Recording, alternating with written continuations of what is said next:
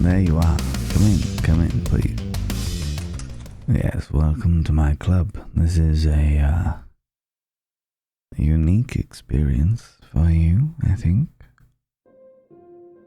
It's not often that I invite guests to my private little area. I wouldn't necessarily call it a sanctuary, but, you know, it has that kind of air to it. This is the mirror box. No, I know you can't see any mirrors. That's because they are two-way mirrors. We can see out, but no one can see in. This is my home. Well, my home away from home. It's the most amazing place to people watch. You wanted to see into my world? Well, here we are. This is my world. The first part of it, at least, you know? Yes, I did get the permissions that I required to introduce you to certain parts of our society, as it were. In fact, come here. You see him? Yes. He is the head of a very important family of our kind. He's charming, but quite ruthless, so please be careful of him. How old is he? Not entirely sure. It's not my family, so I'm trying to stay out of the affairs of others, you see. Is anyone here of my family? Let's have a... Ooh. Actually, yes, there is. Them, there. Yes, the young lady. That is... Well, certainly was the head of my family before they retired.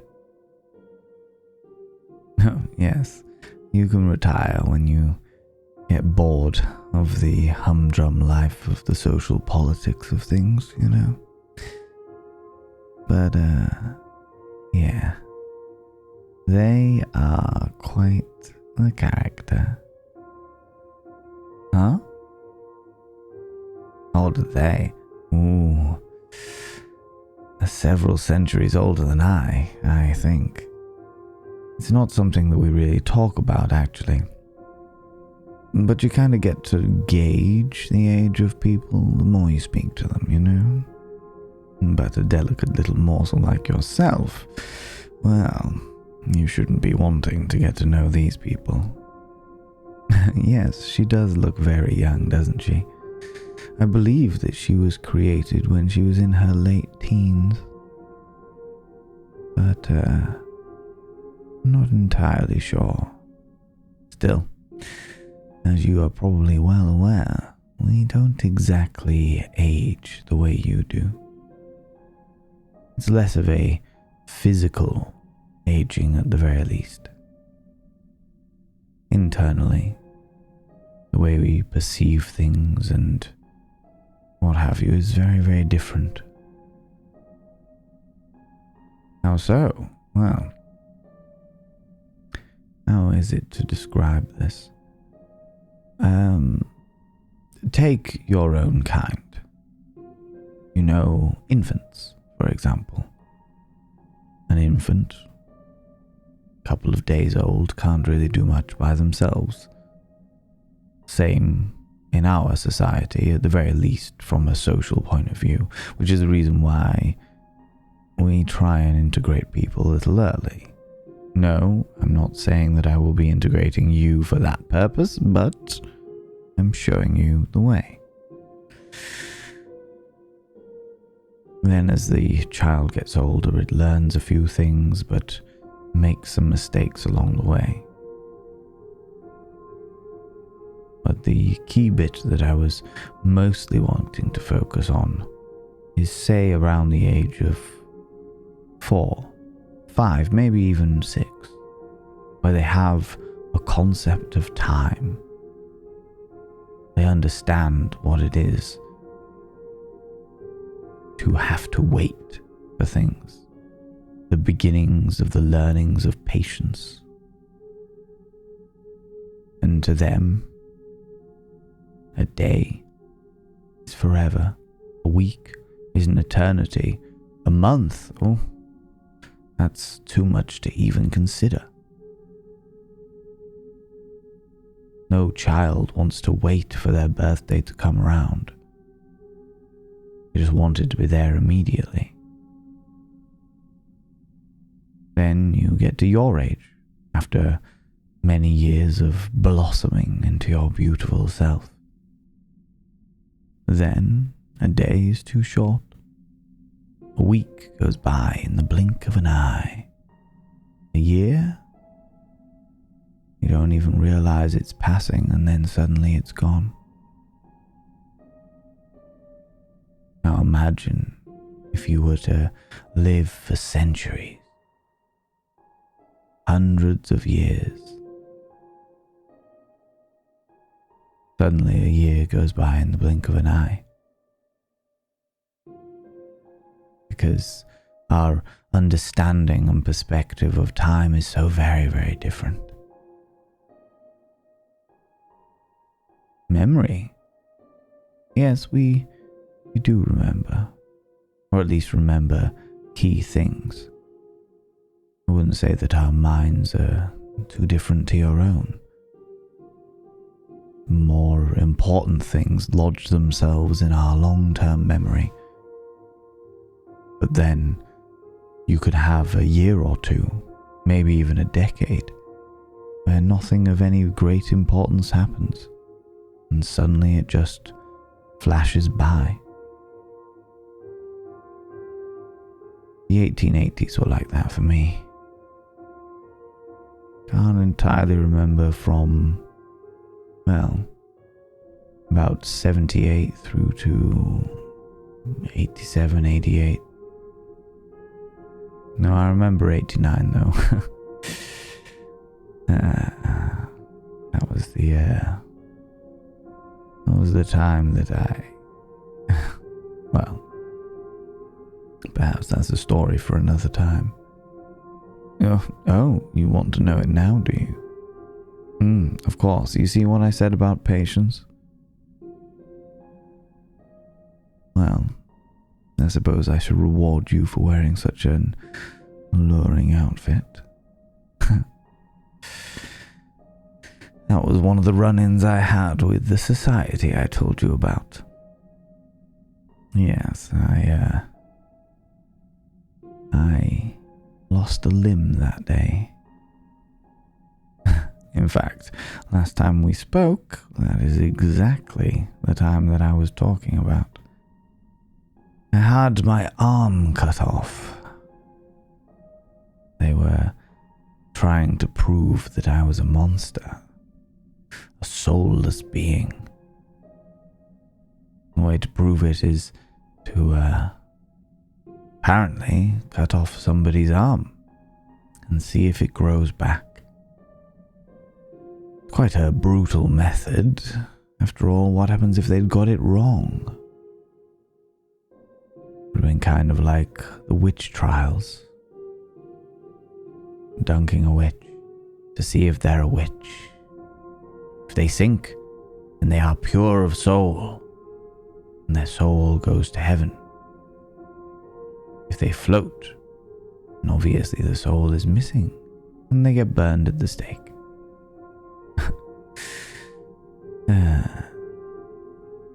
Such horrible, horrible times. And your kind call us the monsters.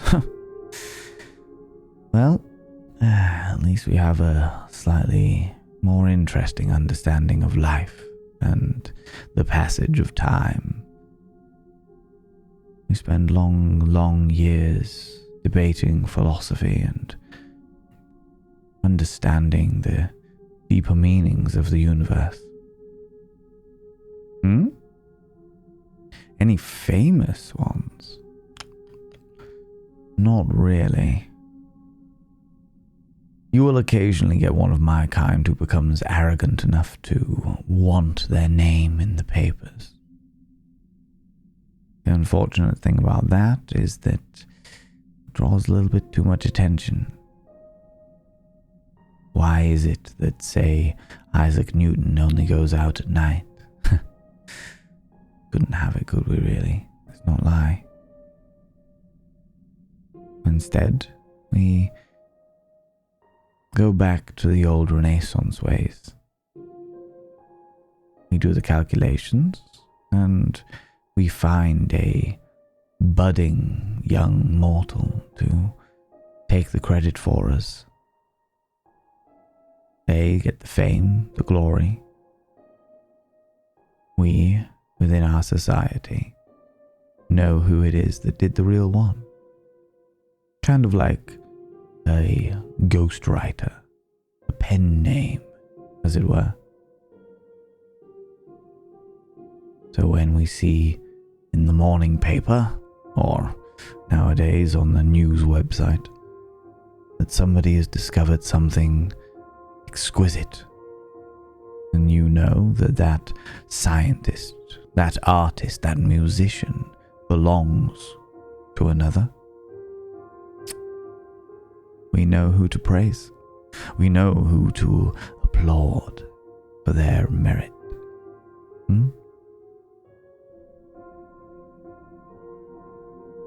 Oh, I wasn't expecting them to come here. You see that gentleman there? Yes, gentle is probably too nice a word. That, what would you go for? Ruffian? Rapscallion, perhaps? They are a dangerous person. Yes, there are many times that I think that they may well have been made into our kind purely for the purpose of being a bodyguard. Unfortunately, no one knows who made them. They are without family. And unfortunately, within our society, families hold great sway. So to be without a family has certain, prejudices against them. However, now they are strong. They still get their worth. Many of the families employ them, but they are quick to temper, as we can see. Excuse me a second. Yes. Yeah. Please could you remind them that they are in my club? Okay, no, please send Simon. He's probably the only person that could probably survive a punch off him, so please, just send Simon. Thank you. And now, watch. Oof. Definitely Simon caught the back end of that one there. Wait for it. There. You see. It was beautiful. The moment that Simon whispered in his ears, he knew he'd fucked up. There is a certain delight that I take in watching a creature so powerful. All that raw, unrefined strength. Realize that in certain circumstances they are really quite powerless.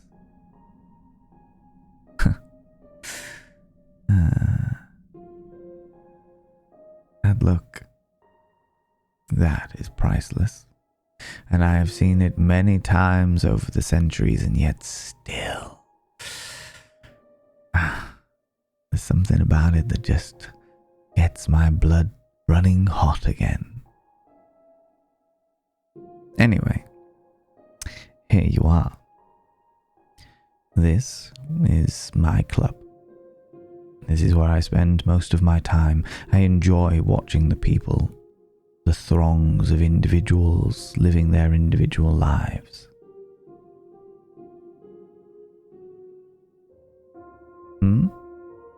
Yes, it is a club for mortals. But, well, I try to make it a safe space for my kind as well. There is a certain limitation we have in today's day and age, as you well know, as I've told you.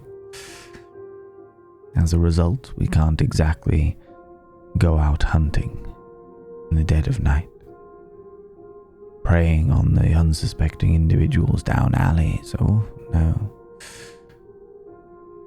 So, we make our own hunting ground.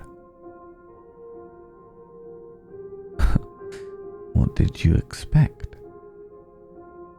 That look of shock on your face makes you look scared? You knew this is what we did. You know that we are predators, right? So why is this a surprise to you?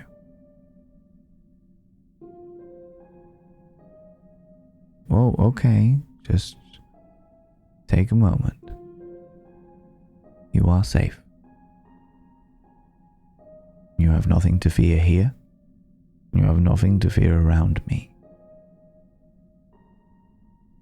Because as much as you are, extremely tasty, you are not like them. You are intriguing. And I am certainly one to bow to the whims of intrigue.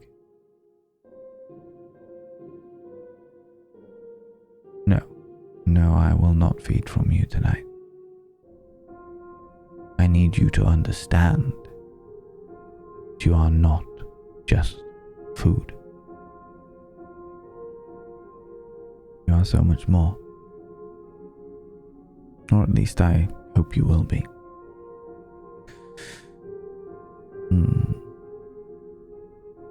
Yes.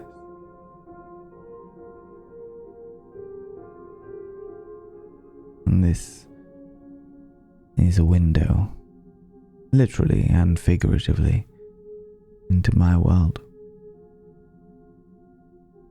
Are you sure you want to step in through the doorway? This is a perfect opportunity to turn back. This might be your only opportunity to turn back. After all, the more you learn, the more danger you are in. And not only from societies who hunt us, but also from my kind as well.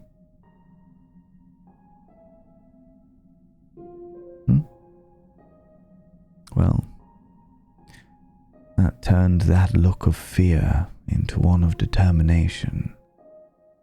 I have to say, that excites me.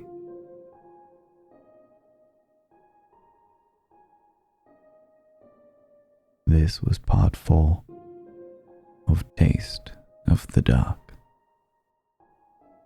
read by Eric Vaux.